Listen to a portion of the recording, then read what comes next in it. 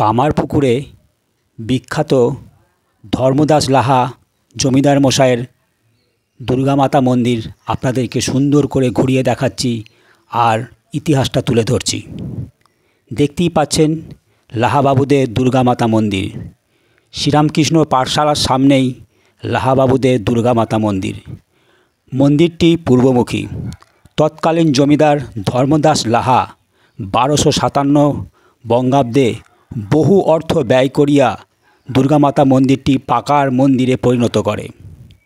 ধর্মদাসবাবু স্বপ্নপদাদেশে পাইয়াছিলেন, সেই মতে দেবীর মূর্তি হয় এবং গোস্বামী মতে পূজা অনুষ্ঠান হয়।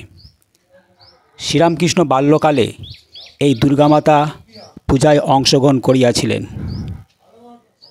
মন্দিরটির ছাদ ভাঙিয়া সংস্কার করা হয়। প্রতি বছরের মতো ধুমধাম করিয়া পূজা হয়। 6 থেকে 7 দিন স্থানীয় যাত্রা অনুষ্ঠান হইয়া থাকে। মহালয়ার পরের দিন হইতে লাহাবাবুদের দুর্গা পুজো শুরু হয়। 7 দিন ধরিয়া এই পুজো চলিয়া থাকে। দেখতেই পাচ্ছেন এই হচ্ছে ধর্মদাস লাহা। একটা আনুমানিক মূর্তি বানানো হয়েছে, দেখতেই পাচ্ছেন।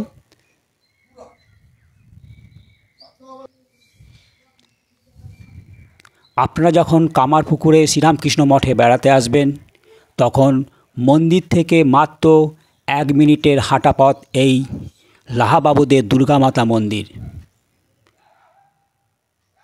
এই মন্দিরে একটি বৈশিষ্ট্য হলো শ্রীরামকৃষ্ণদেব বাল্যকালে মা দুর্গার চক্ষু এঁকেছিলেন। আঁকার পর তিনি জ্ঞান হারিয়ে ফেলেছিলেন। আর এই দুর্গা মাতা মন্দিরে রামকৃষ্ণদেবের পদধূলি ছড়িয়ে আছে। এই পুণ্যধামে শ্রীরামকৃষ্ণদেব জন্মগ্রহণ করেছেন। আর কামারপুকুরের জমিদার ধর্মদাস লাহার দুর্গা মন্দির এখনও ধুমধাম করে পুজো হয়ে আসে প্রতি বছর।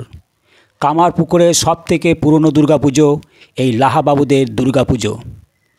আপনারা যখনই মঠে আসবেন এই দুর্গা মাতা মন্দিরটি অবশ্যই দর্শন করবেন। চ্যানেল রামধনু, সাথে আমি দীপঙ্কর। আরও সুন্দর সুন্দর কামারপুকুরে শ্রীরামকৃষ্ণদেবের স্মৃতি বিজড়িত ভিডিও আমার এই রামধনু চ্যানেলে পেয়ে যাবেন। যারা চ্যানেলে প্রথম এসছেন চ্যানেলটিকে সাবস্ক্রাইব করে দিন। আমি সুন্দর সুন্দর কামারপুকুরে শ্রীরামকৃষ্ণদেবের স্মৃতি বিজড়িত সুন্দর সুন্দর দৃশ্য তুলে ধরব, যা একটা ভিডিওতে সম্ভব নয়। পার্ট পার্ট করে আপনাদের দেখাবো। পারলে যারা প্রথম এই চ্যানেল দেখছেন চ্যানেলটিকে সাবস্ক্রাইব করে দিন, লাইক করে দিন ও শেয়ার করে দিন। এখন দেখছেন লাহাবাবুদের দুর্গা মাতা মন্দির। সকলকে অসংখ্য ধন্যবাদ জানিয়ে ভিডিওটা এখানে শেষ করলাম। ভালো থাকবেন।